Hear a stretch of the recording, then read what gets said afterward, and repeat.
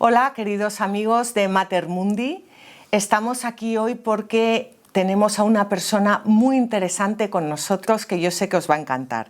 Ella se llama María José de los Reyes Montero, Cuca para los amigos. Aquí, como somos todos amigos, pues te vamos a llamar Cuca. ¿Te parece bien? Muy bien, me parece perfecto. Muchísimas gracias, Cuca, por estar aquí con Gracias nosotros. a ti, querida Beatriz, y gracias a vosotros por esta magnífica labor que hacéis. Ojalá esté a la altura y transmita lo que el Señor quiere que yo transmita. Bueno, seguro que sí. Vamos a ver, Cuca es madre de familia, tiene 3 hijos, es carmelita seglar, es abogado, es asesora jurídica y es traductora.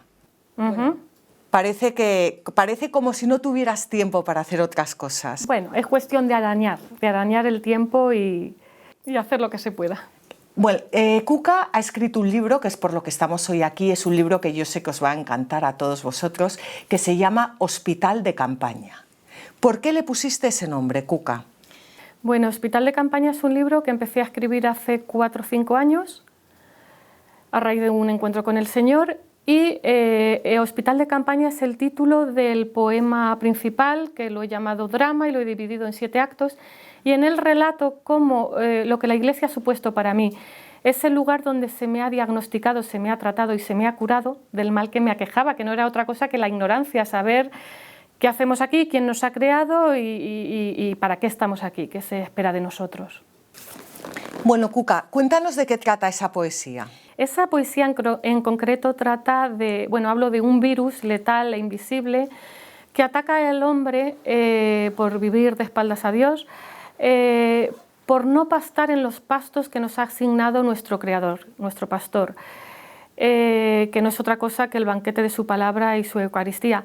Y nos hace mutar de corderos a lobos, porque Él nos ha creado para que nos comportemos entre nosotros como corderos, mansos, sin hacernos daño, y nos comportamos como lobos. O sea, que no tiene nada que ver con el virus que estamos viviendo hoy en día. No, no. Bueno, yo esto lo escribí hace 3 o 4 años. Fíjate, Sí. No, esto hay que decirlo, es importante. Sí, que no... es importante. Es importante y además más de quien estamos hablando, nuestro Creador, que ha escenificado su mensaje. Claro. Bueno, yo quería que nos contaras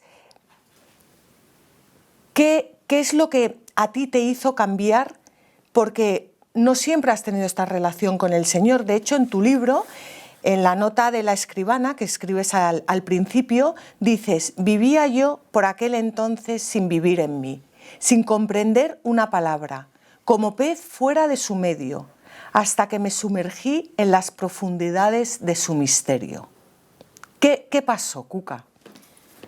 Bueno, fue a raíz de una experiencia laboral que yo tuve un encuentro con el Señor, un encuentro que es un proceso, es un camino. Por eso Santa Teresa de Jesús habla de la oración como un trato de amistad con el Señor, porque es entrar en su misterio para unirte a Él y es una amistad que cada vez se va haciendo más íntima y cada vez lo vas conociendo mejor.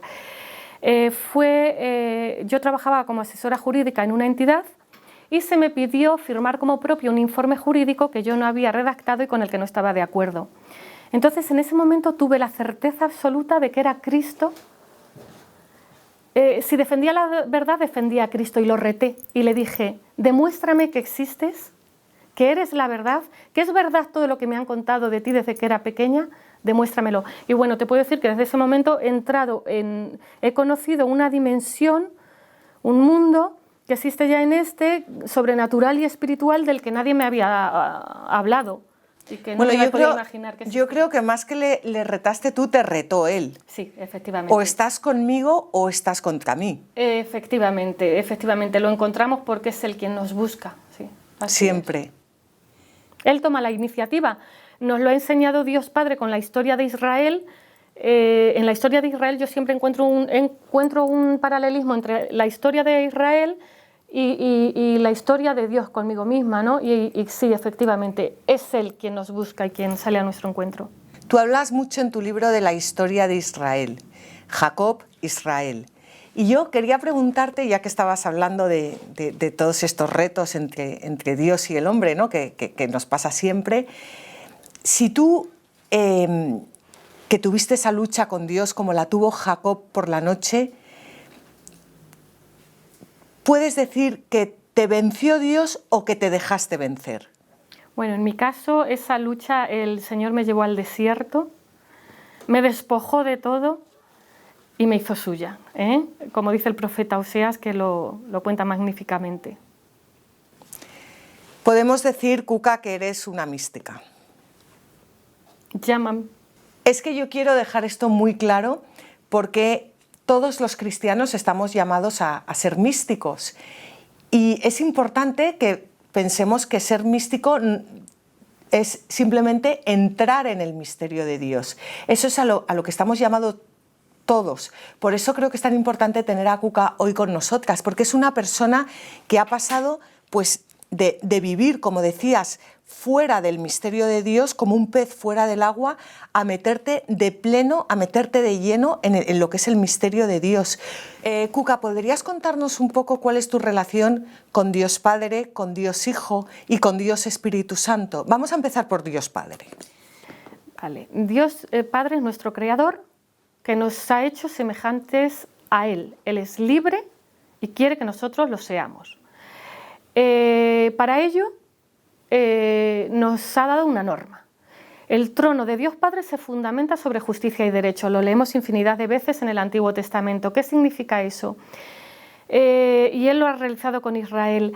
Les dio una norma para regir a un pueblo concreto en un tiempo determinado. O sea, te estás refiriendo al Decálogo, a los 10 mandamientos, Efectivamente. a las 10 palabras de amor. Sí, y a la ley que dio a través de Moisés a su pueblo, porque el derecho es la obra de amor más noble que encontró entre los hombres y estamos llamados a...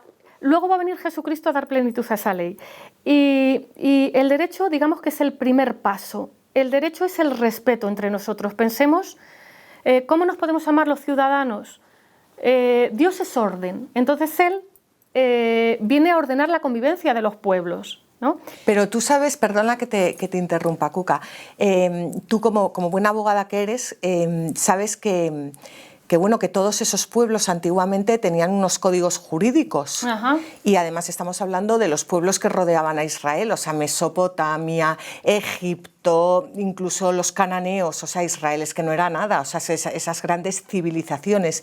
Pues no se ha encontrado a lo largo de los años ningún código jurídico con ese nivel ético y con ese nivel teológico como el que encontramos en el pueblo de Israel. De hecho, el autor sagrado dice que esas leyes fueron escritas con el dedo de Dios, haciendo referencia a que fue Dios mismo quien dio esas leyes por amor, porque es imposible que esas leyes estén dadas por el hombre. Efectivamente, el mensaje de Dios es un mensaje tan perfecto que no puede venir del hombre. Pero Dios va a instruir a su pueblo en la noción de la justicia, porque el derecho es la obra de amor más noble que encontró entre los hombres para regular nuestra convivencia. Pensemos, por ejemplo, en el Código de la Circulación. ¿Cómo nos podemos amar los ciudadanos? Pues cumpliendo la ley laboral, la ley de tráfico, la ley civil, etcétera, etcétera. Dios es orden y nos ordena. Dice San Pablo también que la ley es el pedagogo para llevarnos de la mano a Jesucristo. Realmente toda esa revelación de Dios es para que nos encontráramos con Cristo. El pedagogo era el criado que llevaba a los niños al colegio, que los formaba hasta que alcanzaban la mayoría de edad. Nosotros alcanzamos la mayoría de edad en Cristo. Háblanos de Jesucristo. Efectivamente, Cristo viene a completar el mensaje del Padre, a dar plenitud a su ley. El derecho es un paso previo para la plenitud de la ley, para la ley del amor, para la ley de la misericordia. Voy a poner este ejemplo. Un padre que quiere cumplir con el derecho, que es el respeto, dividiría su herencia a 4 partes iguales entre sus 4 hijos. En cambio, si quiere cumplir con la ley de la misericordia, la ley del amor lo va a hacer según las necesidades que pueden ser muy diferentes de esos 4 hijos. Cristo viene efectivamente a dar plenitud, a dar un paso por encima. Es la relación que existe entre la justicia y la santidad. Estamos llamados a vivir en justicia y santidad. Primero, cumplamos el derecho. Y después, un paso más, es la misericordia, que es sentir compasión por los demás, como hacemos con un hijo, no juzgarlos, minimizar el perjuicio que nos hacen, no juzgar, porque todos somos instrumentos de todos. Y no sabemos muchas veces cuando alguien nos hiere, es Dios Padre el que mueve los corazones a compasión o el que los endurece para realizar su obra en nosotros. Entonces, nosotros no podemos juzgar, porque eso es querer ser como Dios. Y esa es la ley de la misericordia. Y si la aplicamos al prójimo, se nos va a aplicar a nosotros. Y esa ley se ríe del juicio, se ríe de la justicia.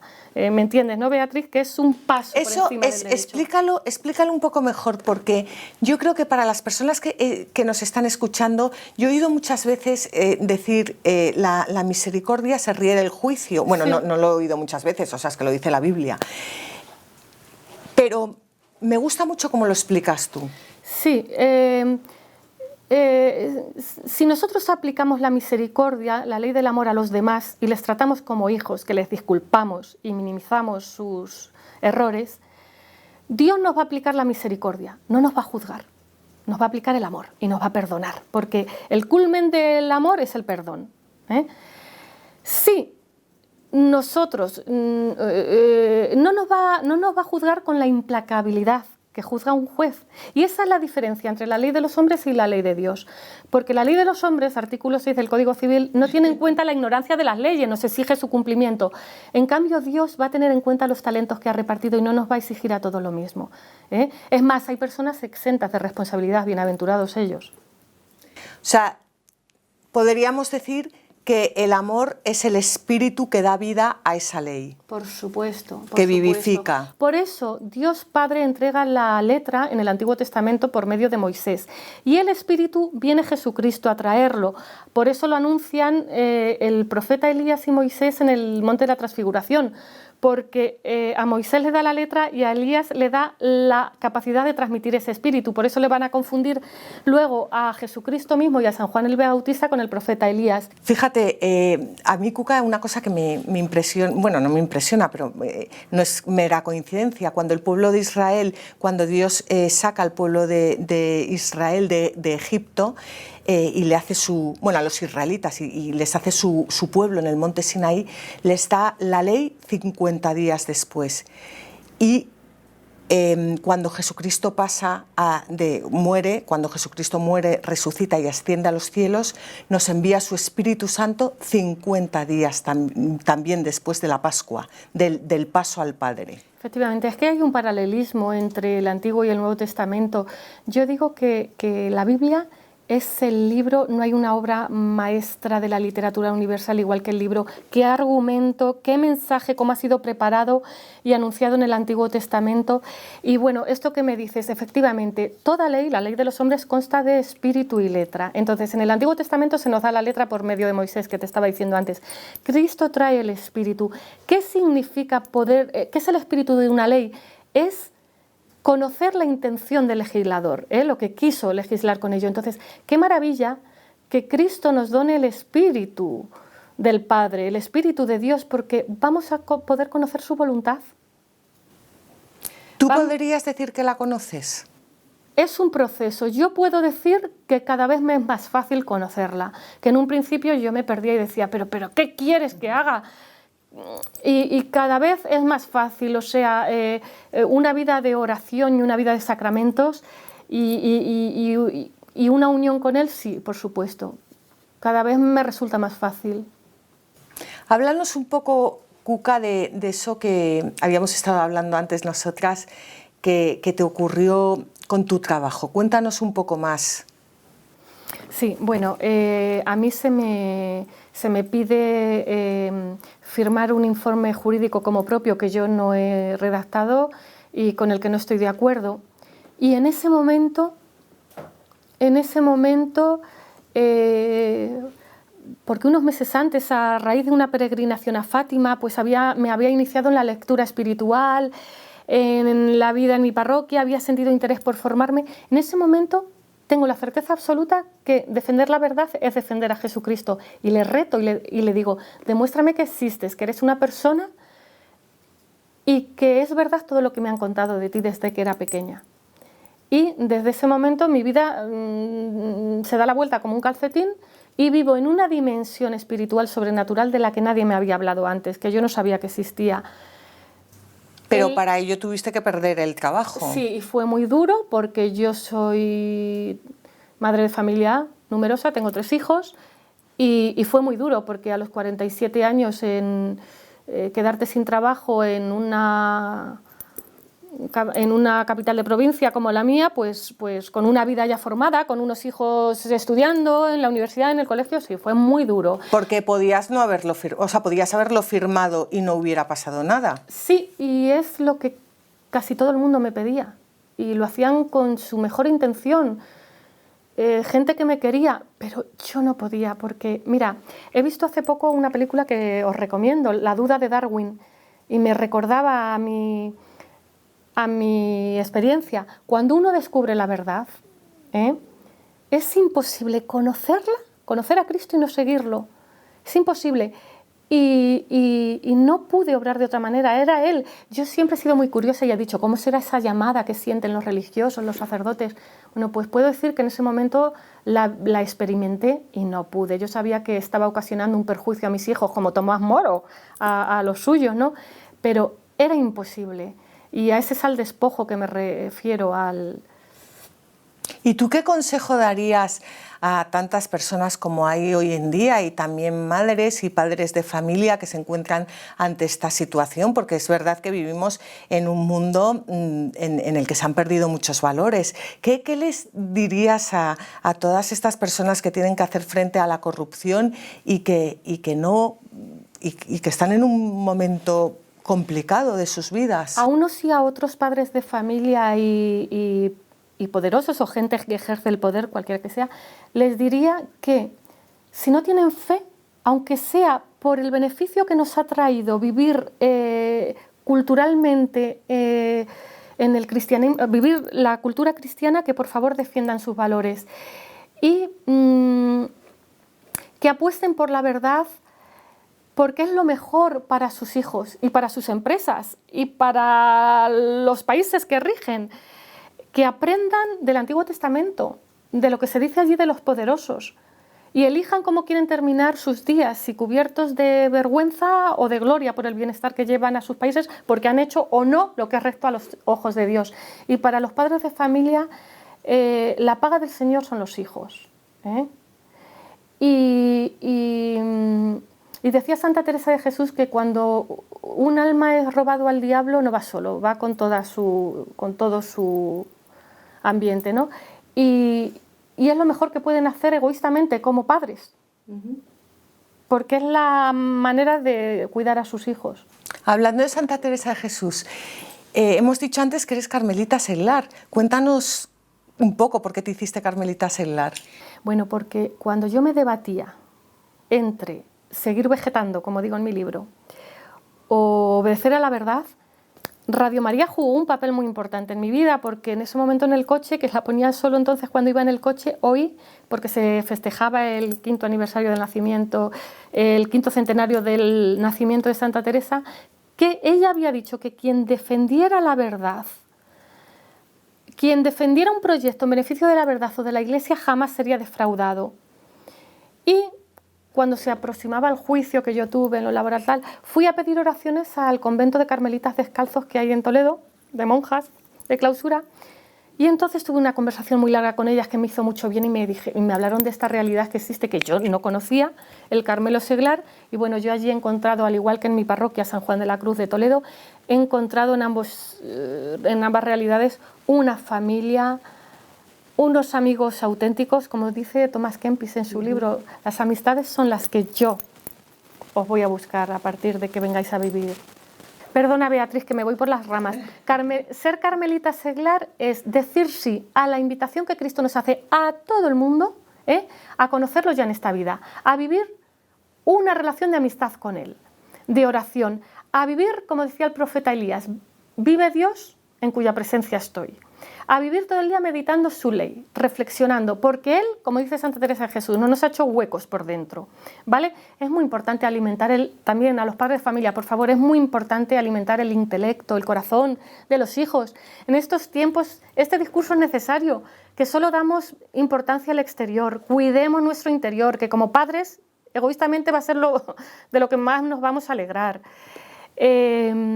ser carmelita seglar pues es una maravilla, porque es vivir bajo la intercesión y las enseñanzas de María, la Madre de Cristo, Santa Teresa de Jesús, San Juan de la Cruz. Estudiamos sus libros en comunidad. Esto es un manjar para nuestro interior, nuestro intelecto y nuestra alma, y vivir bajo su intercesión.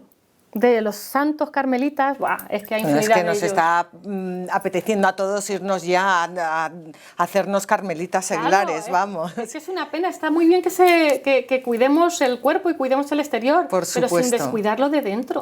Mira, yo no quiero dejar pasar el hecho de que, como dice en tu libro don José Vicente Rodríguez en el prólogo, el alimento bíblico aparece continuamente en las páginas de tu libro.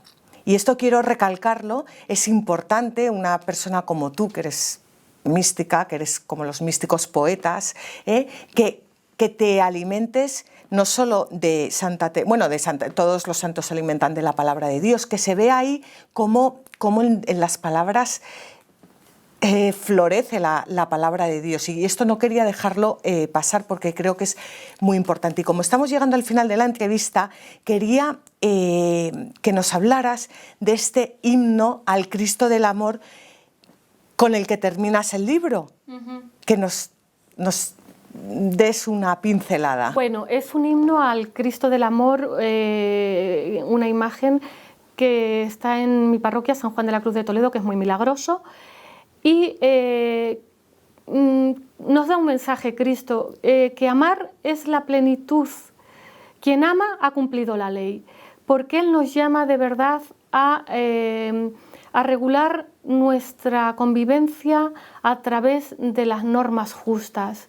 Las normas justas evitan la corrupción trae la pobreza a los países, la desigualdad, y el Señor nos llama a vivir coherentemente su evangelio. Perdona, Cuca, decía el Papa Francisco hace poco, decía, pecadores sí, corruptos no. Claro, muy bien. Es que date cuenta que Jesucristo viene a llamar la atención a los que conocían su palabra, a los que no conocían no.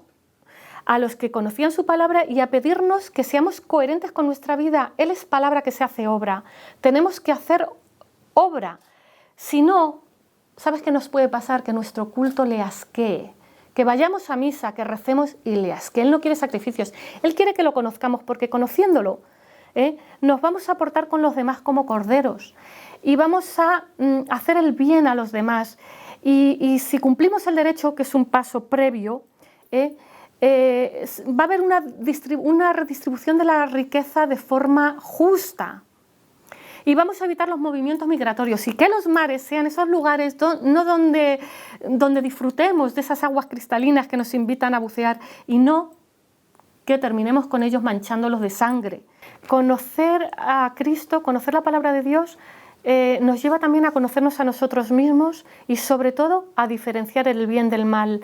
Este es el papel que hicieron José y María con el niño Jesús, y nos lo enseñaba el Señor por boca de Isaías. Comerá requesón y miel hasta que aprenda a rechazar el mal y a escoger el bien.